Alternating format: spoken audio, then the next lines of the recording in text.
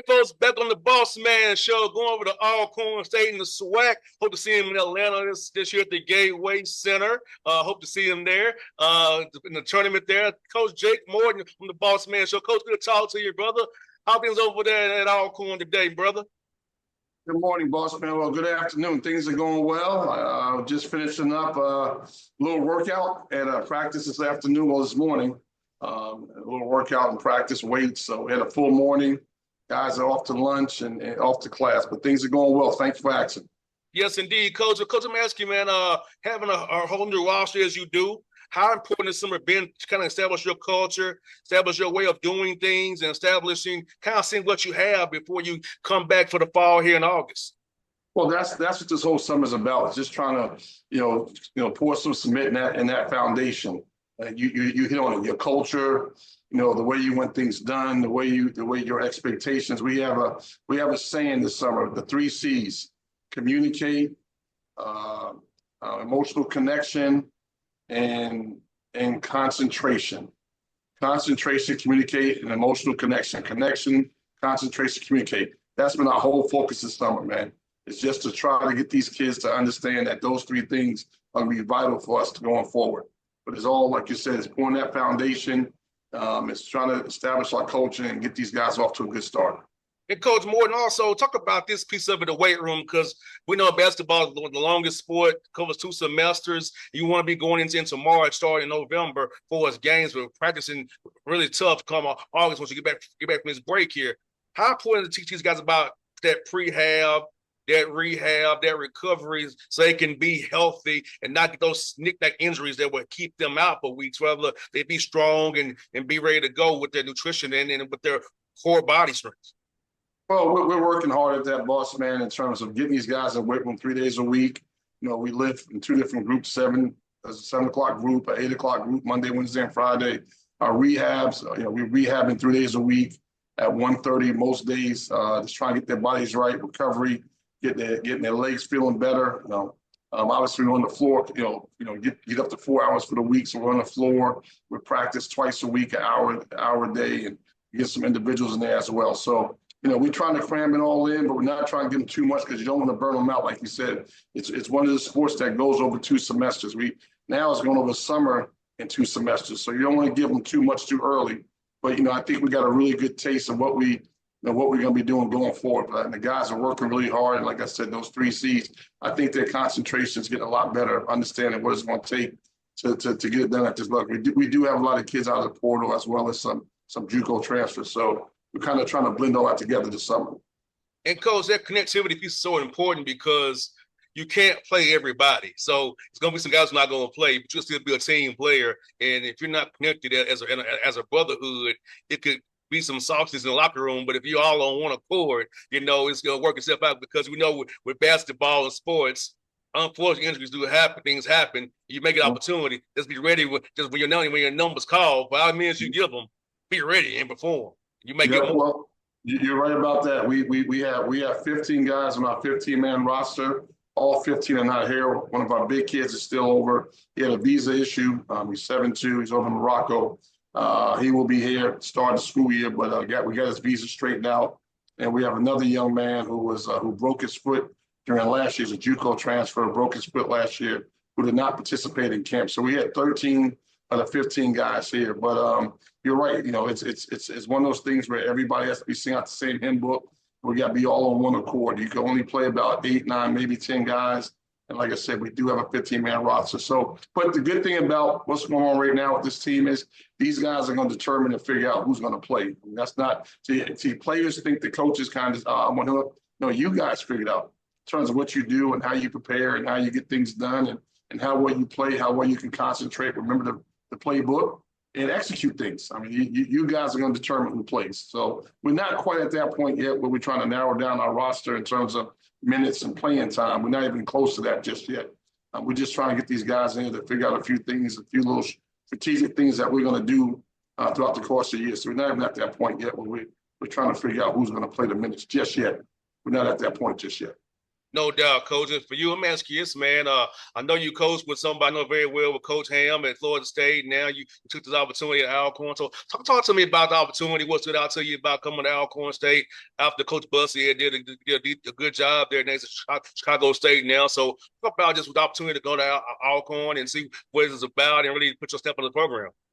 Well, I mean, obviously, hats off to Coach Bussey and his staff and what those guys have done here. And over the last couple of years, they had a heck of a run. And congratulations to him on getting with the new job at Chicago State. I'm sure he's going to do a great job. He's a really good coach, a really good disciplined coach, and they play really good. His teams play really good defense. So he did a really good job. So the program was left in good hands when he had it. And now I got to take it over. But it's going to be a different deal for me because we had to, it's a whole new team. Only was able to retain 3 of the guys that Coach Bussey had from last year. So it was only 3 kids that stayed. So like I said, I had to build a whole new team. And obviously Coach Bussey plays a certain style, a certain kind of way. And you alluded to Coach Ham. I mean, that is going to be more along the lines of how I'm going to play, how he played defense, how he played offense. So it's going to be a little bit different of a style of play from Coach Bussey to how we're going to play now. But we'll see. But Coach Bussey did a phenomenal job here. And like I said, hats off to him and his staff. And they did a great job over his tenure here. And Coach Morton, for any young man listening to this interview who is a high school senior or a JUCO guy listening to the interview, what are you looking for in a young man off the floor? What are the intentions looking for in a young man off the floor to be as the pillars of your program? What you want a young man to be about if he's going to be an Alcorn State Brave and play for you? I look for kids that want to be student athletes, student first. I look for good character people. I look for kids that have humility. That's a big pillar in our program. To be humble, have humility. Obviously that character component is really important. We had, we passed on some kids, in the portal that I would say on paper, they had a little more talent than maybe the guys we took. But I didn't really feel they had that character component in place. So we kind of, just decided to go in a different direction. So I'm going to try to bring in, a good quality young man that fits this culture, that fits this environment, that fits this school. No doubt, Coach. You talk about the swag, man. I tell you, it's a lot of good coaching in that conference. I'm friends with a few of the coaches in the conference with Dante. I'm friends with Tony Matlock. I'm friends with also Bowes, and I'm also friends with Byron at Prairie View. But and to talk about just the coaching in that conference, man, about the quality of men who lead these programs and about how the basketball is really high quality, despite how you get the seed line you get in the tournament. It's a high quality basketball going on in that swag. Well, you just named 4 very quality, good, strategical coaches. All 4 of those guys you just named have a lot of respect for in terms of as coaches, as men, how they run their program. It's interesting you talk about that. I was at Florida State last year. I think we were getting ready for the ACC tournament, ready for Syracuse. I just remember watching a SWAC game, not even thinking that this opportunity would present itself at that moment in time. I was just so impressed with the quality of basketball, how hard, those guys, how hard the coaches got their kids to play, how disciplined the teams were, the way they executed things. I was really, just like I said, just as a fan sitting back watching the game, we get ready to go play Syracuse in the first round of the ACC tournament. And I'm watching a SWAC game on ESPN. And it was, I remember just being a real entertaining game. And it was just 2 well-coached teams and 2 well-coached, just well-coached teams and kids that just played their tails off. No doubt, Coach. I think it's very high quality ball, and just see the actions being run and seeing just the quality of schemes, like it matches up. And so I just feel like people shouldn't just look down on the SWAC because of the HBCU conference. It's really some quality coaching, quality basketball being played. Well, I will say this: people are making a big mistake if they're looking down. Like I said, you name 4 coaches that can coach any leagues in this country. I mean, any leagues in this country. I mean, I've coached at the highest level. I've been there.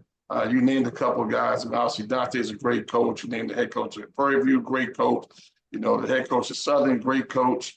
Obviously, Matlock's at Alabama. I mean, you named like some guys that can coach at any league in this country, give them the opportunity. It's all about opportunity a lot of times, right? It's not so much about, who's where, who's there. It's about who gets those opportunities. And I will bet my bottom dollar if you gave those guys you just named, those few coaches you just named, opportunities to coach in these bigger leagues, these PWI leagues, these Power 4, Power 5 leagues, I think they will do a great job in terms of coaching that ball club. And they all are great recruiters as well. They all get good players.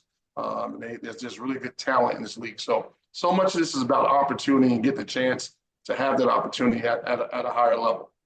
No doubt, Coach. Morton, I'm gonna ask you about Coach Ham. I always enjoy having him on the show here with me. He always gave me some great nuggets and great gems on and off the air. How was it to work for him? I loved our chats when I talked to him. So, how was it to work for a living legend like Leonard Hamilton? Well, it's a little different for me because I played for I played for him. I met Coach Hamilton when I was 19 years old. I'm not going to age myself right now, but I'm somewhere in those 50s, all right? But I played for Coach Ham, and I met Coach Ham when I was 19 years old at the University of Miami, and he's just a guy that just cares about you. I mean, I'm gonna tell a story. I like telling the story about him, but this sums him up what type of person he is. I mean, obviously he's a great coach, a great leader, and a great leader of men. But I mean, I'm 19 years old. As you all know, as a Black African American man, we get razor bumps, right? We get really bad razor bumps, and knowing how to shave, and just something really simple. And he came up to me. I mean, he's on the job, and we know each other about 2 months, right? And he pulled me to the side. He said, "Man, how do you shave?" He said, how do you shave? Like, we about to go to practice. So, I take the shave, do the shave a little. He said, no. He said, I'm going to order you some stuff. There's this stuff I'm going to order you. It's called razor bump. This is like 35 years ago. I'm going to order you some stuff. You put on your skin, you let it soak overnight. And coach is crazy. When it comes to cooking and certain things, he's really like particular about things. He said, you put it in your skin, you rub it in, this and that. And he ordered me some stuff called razor bump, and I started using it. My razor bumps went away. But he's just into the little small details to making sure his players are in good shape. And that's just a little small nugget in terms of what this is like 35 years ago when I played for him. But he's no different. 35 years ago playing for him and working for him this past season, he's the same guy. He cares about his players. He puts his players first. He puts all his energy and his effort to making sure his guys, his team, guys on this team, the players on this team are in great shape. And he's no different I'm not going to age him either, but he's no different at what age he is now than when he was 35 years ago when he coached me. So this is why he's lasted so long in this business, because he's cared for people. He's just a person that cares for others. That's the best way to sum him up. Obviously, he's a great coach. He's definitely going to go in the Hall of Fame here. Really, he's going to be a first ballot Hall of Fame guy. Naismith, when that comes back around for him, which he's very much deserving of that. I mean, to be the fourth leading, I want you to think about this. He's the fourth leading winningest percentage coach in the ACC, in the history of the ACC, fourth. You know the top three guys are? Dean Probably Smith. Coach K is one of them. Yep. Dean Smith and Roy Williams. Dean Smith, and those are the three ahead of him. And what schools they coach? They coach at two of the best schools in the country. And for him to take the University of Miami and Florida State, and Oklahoma State, non-traditional powerhouse blue blood type schools, and do the things and have the success he has is amazing. The thing that I was so amazed by, and I kind of lost track, is when I got the job there at Florida State. I walked down, he has not him, but they have a little mural of all the different pros that's played there. I mean, I was just, it's so many guys. I mean, I can't remember how many guys got drafted. It's that many that's been drafted in the 23 years he's been there. The number of guys he's developed and made into NBA players. And all these guys that are on that board were not five-star type guys like Duke and Carolina gets. He gets it a little bit differently. He gets to the Vassell's of the world that nobody recruited. Devin Vassell's recruited by Florida State and Presbyterian. He was the 14th pick in the draft after being there 2 years. So that's the kind of stuff that, he hangs his hat on. He's done an unbelievable job in finding those type of gems and developing kids. So it's unfortunate for the game that he's not going to be around coaching, but he still is coaching. I talk to him a lot. I mean, his mind is sharp. He's still on it in terms of what's going on out there in the recruiting world. And I mean, he's called me the other day about different rules changing. So, I mean, he's staying on top of his stuff. So he's still very much involved in the game, which is great for the game. And I'll tell you what, Coach Morton, even though I'm a little radio dude, he always found time to talk to me at Georgia Tech. After win or lose, he would talk to me, and he also talked to me late point during the live period. So I always respect him for that. He always had time for me, so I appreciate him so much as well. Just as a radio guy, he always took time and interest in me and wanted to do well, and always gave me little pointers, like I said, on and off there.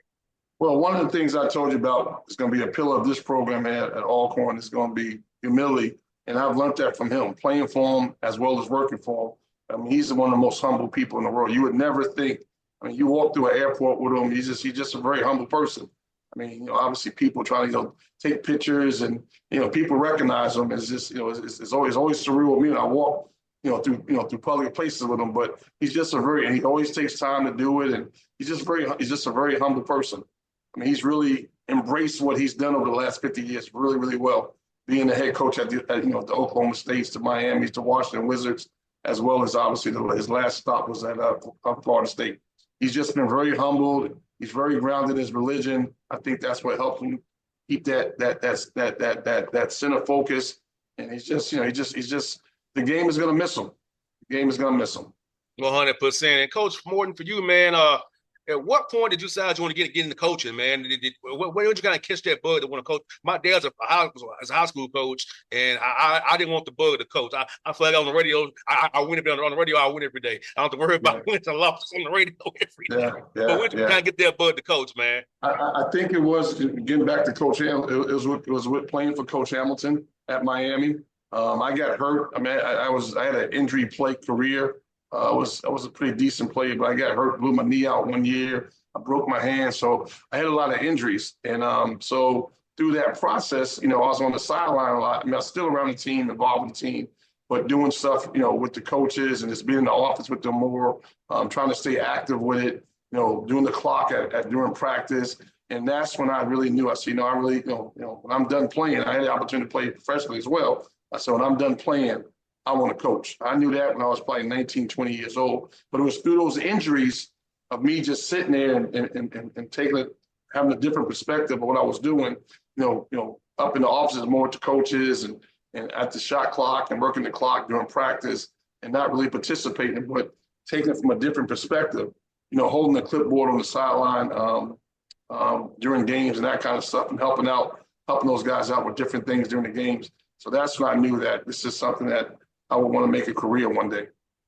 No doubt. Well, Coach Morton, I hope to see you first at the Gateway Center. When the Atlanta Hawks schedule comes out, it works in my favor. I can come and see you all play. Or if I catch you at Alabama, A&M, or Alabama State. So I'm trying to see you play, Coach, and I'm in your corner. Anything you want to come on the show, we're talking and chit-chat, man. I'm here for you, Coach. I try to help out black coaches in the industry as much as I can, give you all a platform to talk to you. Just because I want to talk, not because something bad happened, or you won. That's what I want to talk to you, give you a platform for people to hear your story, man, hear your program story.